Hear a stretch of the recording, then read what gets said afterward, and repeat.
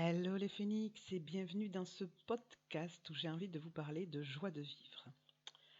Je pars en total impro parce que j'ai envie de me connecter à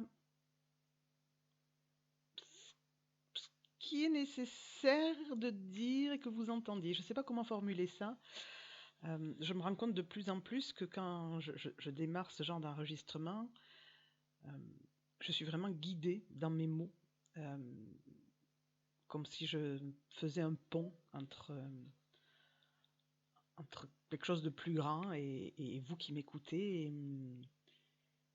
Et donc voilà, j'ai envie d'aller avec ça de plus en plus pour m'autoriser à être moins dans le mental et plus dans cette spontanéité qui fait ma force, je le sens, parce qu'elle m'amène à des endroits où vraiment c'est là que je dois être, c'est-à-dire être la bonne personne au bon endroit au bon moment. Et je sens que wow, quand ça se passe comme ça, c'est incroyable ce qui se passe. Et, et de transmettre les messages, non pas auxquels j'ai réfléchi, mais vraiment ceux qui doivent être transmis. Donc dans ce podcast, pour parler de joie de vivre, je sens que j'ai envie de partir sur pourquoi on a tant de mal à être dans la joie, à être connecté en fait à son enfant intérieur, car la joie de vivre, elle est vraiment liée à cet enfant en nous qu'on a été, qui était dans l'insouciance, qui était dans la spontanéité, qui était dans la confiance, qui jouait sans s'inquiéter de l'avenir, sans s'inquiéter de quoi que ce soit. C'était pas à lui de gérer tout ce qu'il y avait autour.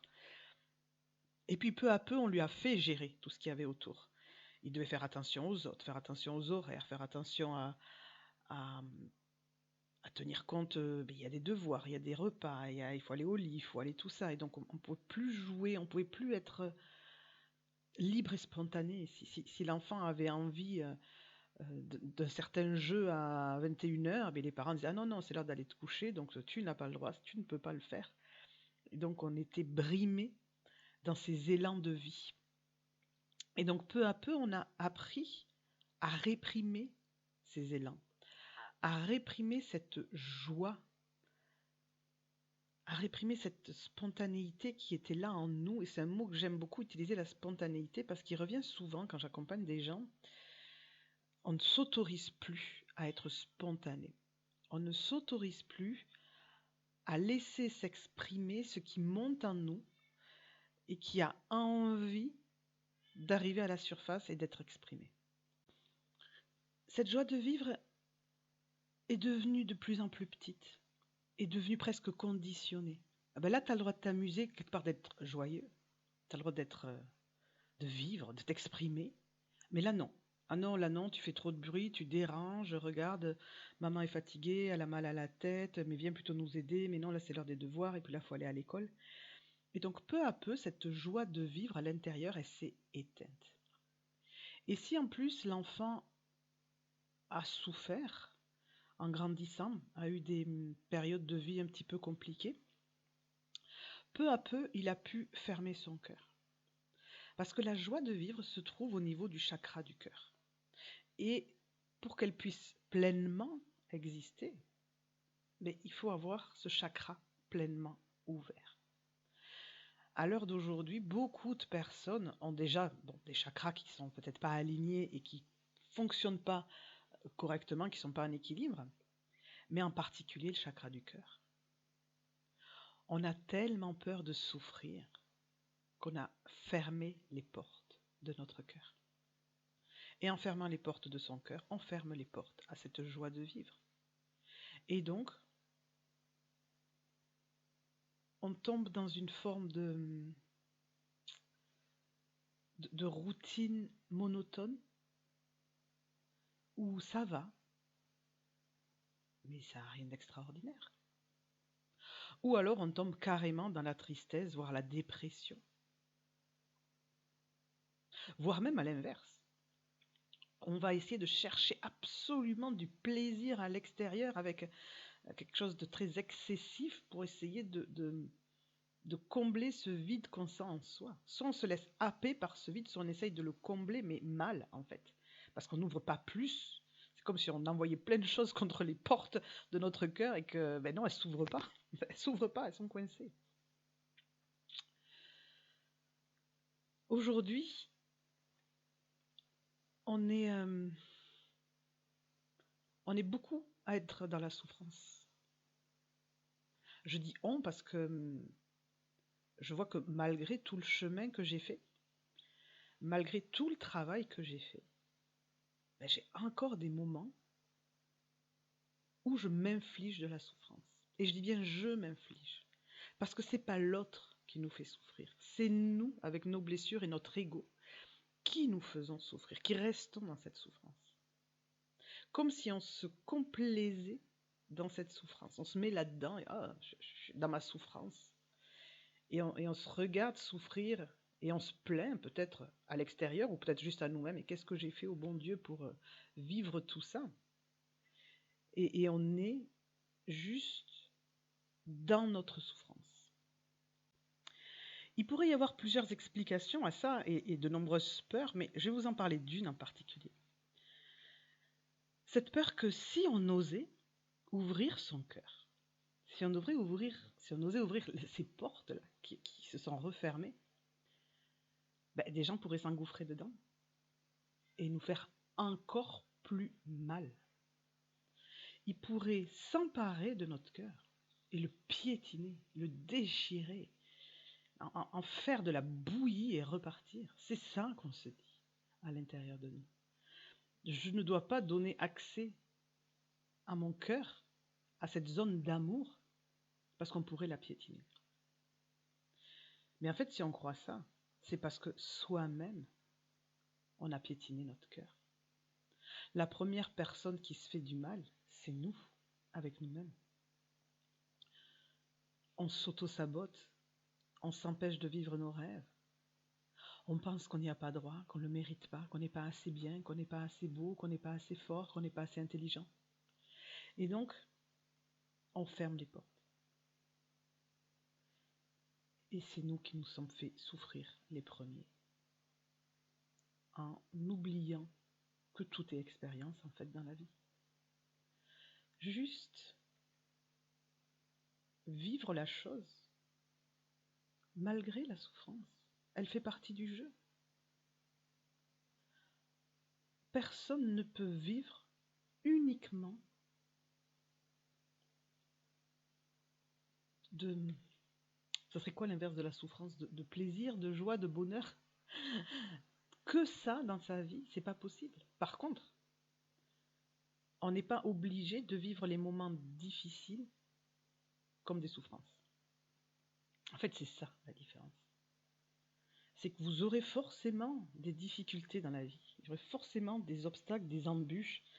Ça ne va jamais se passer de façon fluide. Une partie, oui, mais il y aura forcément des moments où ça va coincer.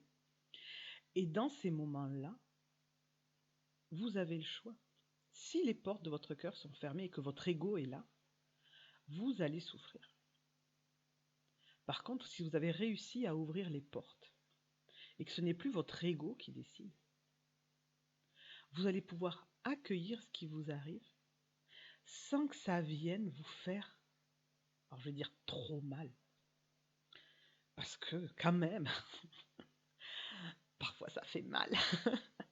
Mais cette douleur-là, on l'apprécie presque en disant « Waouh, j'ai mal à la hauteur du bonheur ou de la joie. » Moi, je suis en séparation actuellement avec mon partenaire et oui, ça fait mal. Mais je sens ma joie de vivre toujours là-dedans. Parce que ce que je vois, c'est que ça fait mal à la hauteur du bonheur que j'ai vécu. Et pour moi, ce n'est pas une fin. Parce qu'en plus, on ne s'est pas séparés, fâchés, ni rien. C'est la vie qui a décidé de nous séparer. Les expériences de vie que l'on a à vivre, autant lui que moi. Donc pour moi, ce n'est pas forcément une fin. On est toujours en vie, autant l'un que l'autre. Mais cette épreuve-là, est-ce que je dois juste mettre mon regard sur ce qui est souffrant? Ou est-ce que je dois juste voir que, waouh,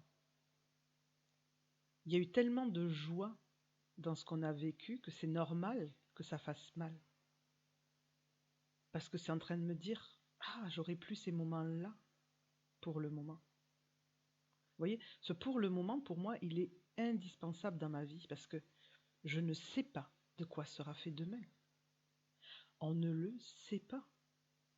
Quand on voit des couples qui se retrouvent 10 ans après ou des choses comme ça, moi j'ai une cousine qui s'est remariée avec le même mari des années après leur séparation.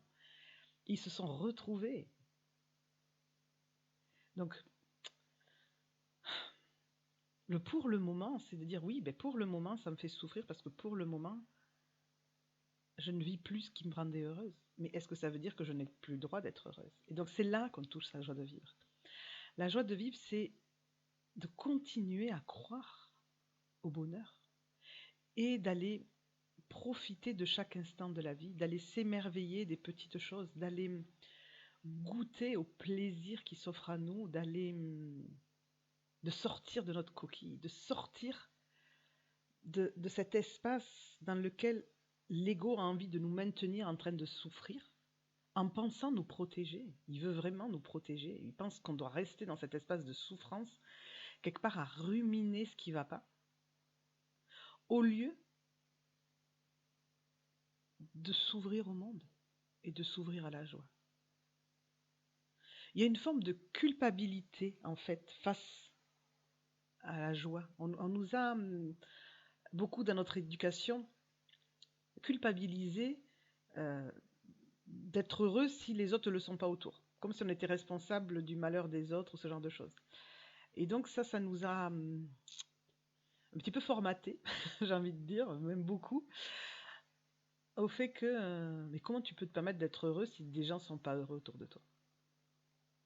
Ou comment tu peux te permettre d'être heureux alors que tu ne devrais pas l'être à cet endroit-là? Ah non, mais là, ça doit être dur. Ben non, ça va. Ah bon, ça va? Donc en fait, tu t'en foutais de la personne? Ah non, non, je m'en foutais pas. Vous voyez, c'est ce genre voilà. Vous séparez, donc là, si on me demande comment ça va, ben ça va, vraiment. Je le sens à l'intérieur de moi. Alors oui, j'ai des petits pincements et des petites nostalgies et je repense à des moments particuliers que j'ai aimés et à moi, ça dit ah, c'est un peu triste, quoi. Mais ça va. Ça me donne quand même envie de voir des gens, de sortir. Au contraire, ça m'a donné une ouverture de allez, je vais m'amuser, je vais profiter, non pas pour oublier tout ça, mais pour pas m'oublier dans cette histoire. Parce qu'en fait, quand on reste dans la souffrance, on s'oublie. Alors que la joie de vivre a pour but de nous ouvrir, puisque, je vous le rappelle, c'est le chakra du cœur. Le cœur, il est en relation avec nous, avec les autres, avec la vie. Et donc cette ouverture de ce chakra-là, il est juste en train de dire, mais waouh, je m'aime, j'aime le monde, j'aime la vie, j'aime les gens, j'aime même les personnes qui sont plus dans ma vie actuellement. J'ai de l'amour pour mon ex, le papa de mes filles, j'ai de l'amour pour moi, j'ai de l'amour pour ce partenaire qui est plus présent actuellement. Il y a, mais cette ouverture-là, elle vous nourrit tellement. Et donc, l'idée que j'ai envie de vous déposer ici avec la joie de vivre, c'est que vous ne pouvez pas au début, si votre cœur est fermé, l'ouvrir comme ça, plein pot, et go, allez, on y va. Ça va pas être facile, surtout ça va faire mal. Par contre, vous pouvez remettre de la joie de vivre. C'est-à-dire, vous pouvez commencer à soigner à l'intérieur de vous cet enfant intérieur qui a été brimé, qui a été enfermé derrière ses portes. Vous pouvez commencer à remettre de la joie de vivre dans votre vie, à poser des actions, mais surtout à ressentir. La joie de vivre, c'est vraiment un état d'être intérieur. C'est vraiment cette idée que chaque jour, vous ayez envie de vivre la journée. Donc ça veut dire que vous remettez du sens dans votre vie.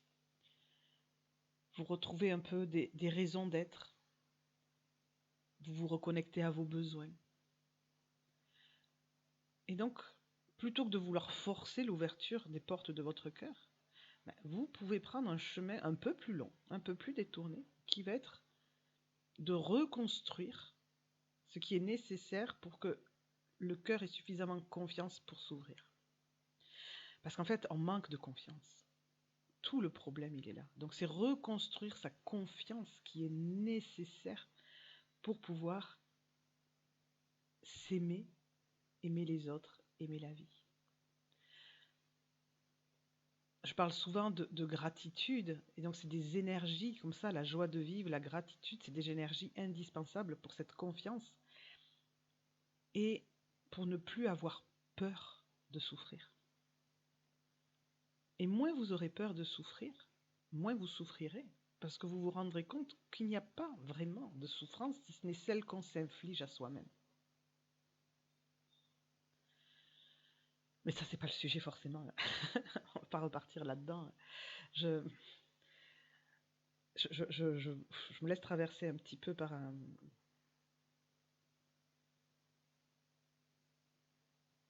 Ouais, c'est... Donnez-vous le droit d'être joyeux. C'est ça en fait le message. Donnez-vous le droit d'être dans la joie, sans culpabiliser, sans regarder autour de vous, sans penser que ce n'est pas correct ou que ce n'est pas approprié ou que ce n'est pas le moment ou quoi que ce soit. Juste profitez de la vie et de chaque jour qui passe pour ne rien regretter. Ne vous fermez à rien. Laissez les portes ouvertes à tout ce que la vie a envie de vous amener et à tout ce qu'elle a décidé de vous faire vivre. Si vous avez lu le livre L'Alchimiste de Paulo Coelho, vous avez bien senti qu'il y a une quête et qu'il y a des moments où il va être à un endroit où il va y rester un certain temps et puis d'autres fois, de ce coup, il est appelé et il va bouger et puis il va rencontrer des gens, il va en rencontrer d'autres et en re-rencontrer et qu'il y a toujours ce mouvement d'ouverture à ce que la vie a à nous amener et d'être dans cette joie chaque jour de ce que la vie nous propose. Donc je pense que je suis au bout de ce que j'avais envie de vous partager. Donc voilà, c'est cette compréhension que ces portes ont été fermées et que pour les rouvrir, il va falloir commencer par vous donner le droit d'être heureux et de laisser entrer cette joie de vivre et même d'aller la chercher, d'aller bousculer vos habitudes pour transformer votre quotidien en quelque chose de nouveau qui se reconnecte davantage à vos besoins, à votre enfant intérieur, à ce qui lui manque pour être pleinement lui, et donc à ce qui vous manque pour être pleinement vous. Je vous remercie de votre écoute. Si vous êtes curieux, curieuse de tout ce qui concerne les blessures de l'âme, puisque là, voilà, quand on parle de cette fermeture, de cette peur de souffrir et de l'ego, on touche aux blessures de l'âme. N'oubliez pas qu'il y a une formation gratuite qui vous permettra de découvrir un petit peu mieux les différentes blessures et les comportements associés à chaque blessure. Mais dans l'attente de vous retrouver quelque part sur les réseaux ou tout, je vous fais des bisous et je vous dis à très vite les petites phénix et passez une belle journée. Bye bye.